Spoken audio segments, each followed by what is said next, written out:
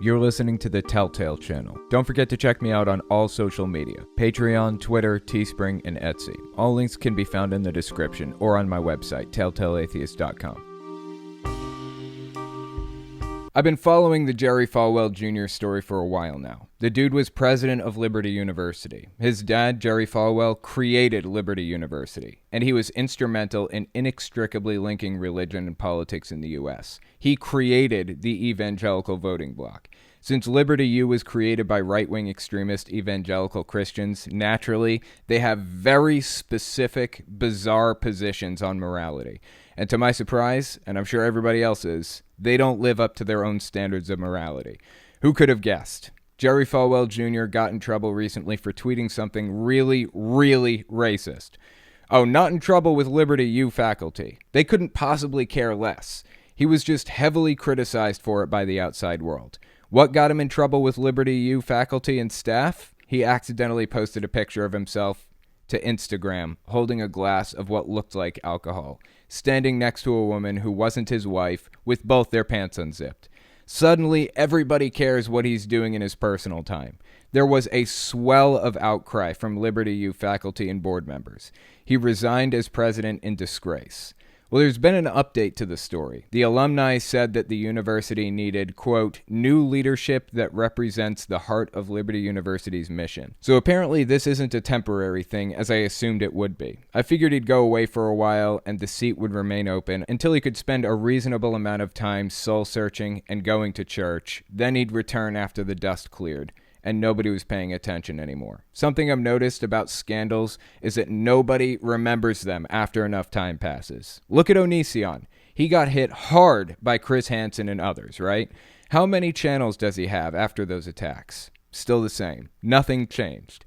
He's still out there doing his Onision thing, for better or worse. How many scandals has Trump been in? 1 billion.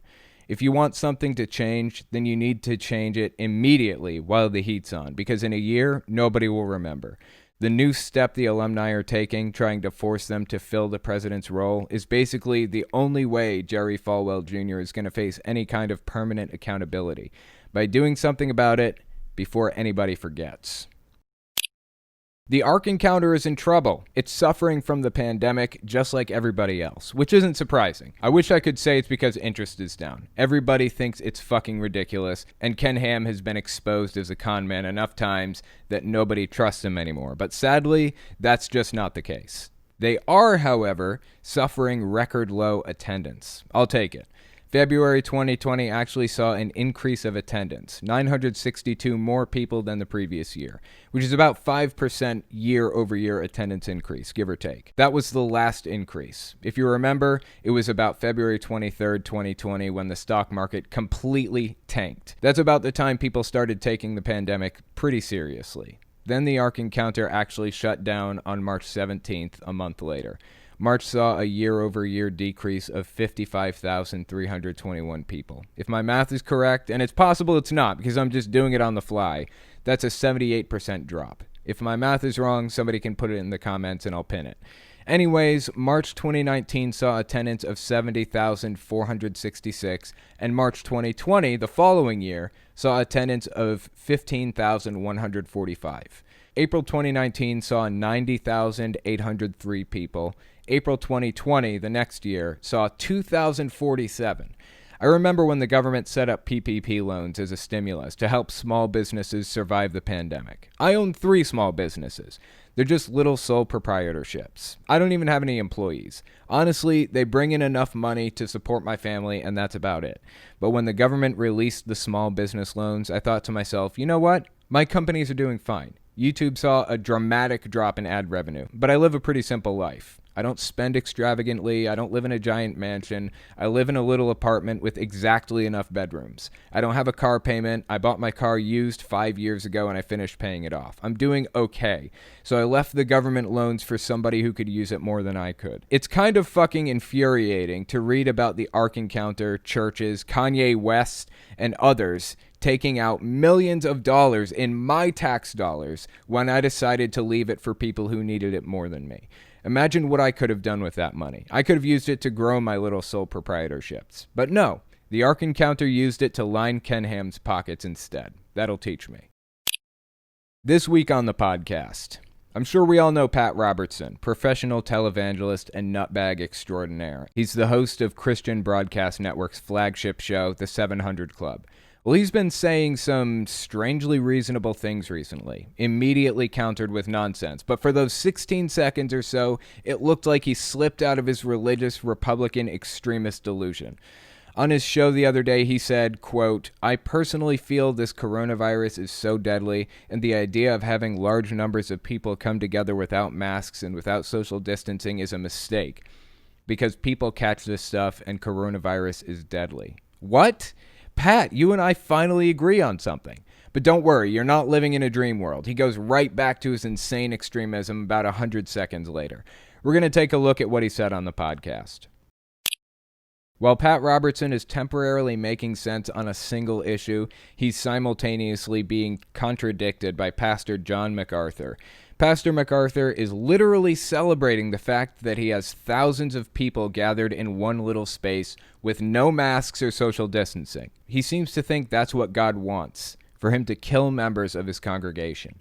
I mean, the guy has a congregation of at least 1,000. I don't know exactly how big it is, but it's considered a mega church. Let's just go with a gross underestimate of 1,000 to be extra generous and have a nice round number for our calculations. Hypothetically speaking, if he has 1,000 members in his congregation, he's statistically going to lose about 30 people. 30 families in his congregation are going to see their grandfather for the very last time this Sunday. They're going to see their brother for the last time, their sister, their mother, their son, their daughter. That church service will be the last one they ever hear. The last time they get in the car with them. The last time they give them a hug, look them in the eye, and tell them that they love them before they find themselves carrying their casket to the gravesite. Because this fucking asshole wants to stick it to the Democrats. It's heartbreaking. It hurts. I haven't lost anybody to this disease yet, but statistically, I know it's going to happen. And when it does, I'm going to blame Trump. And not just Trump, but the Republicans who enabled him. Through no fault of the Chinese government, a virus appeared and spread like wildfire in 2019. But they covered it up and lied about it for months. They closed down and refused to let anybody study it or even know about it. That's on them. The blood from every death that resulted from that behavior is on Xi's hands. And just like with China, a virus appeared in the U.S. through no fault of the government's. We can sit here and Monday morning quarterback it. We can say Trump should have shut down earlier. He should have taken it more seriously. He should have this. He should have that. I'm not interested in doing any of that. Let's give him the benefit of the doubt, even though we don't have to. Let's say the virus appeared here and there really wasn't anything Trump could have done to stop it.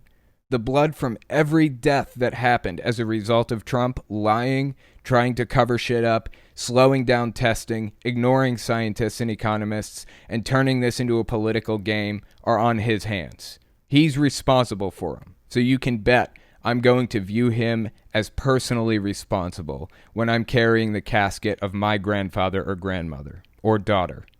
Alejandro Rojas. The blood is on Xi's hand, but you use the rhetoric of through no fault of the Chinese government. It was not the Chinese government's fault that a virus appeared. It is the Chinese government's fault that they lied about it and tried to cover it up for months. Didn't tell anybody what was happening for who knows how long. Who knows how long the Chinese government's known about this virus? We'll never know.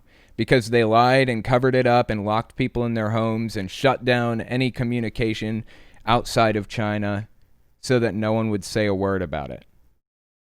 That is on their hands. It wasn't the Chinese government's fault it appeared. It was everything else after that was their fault.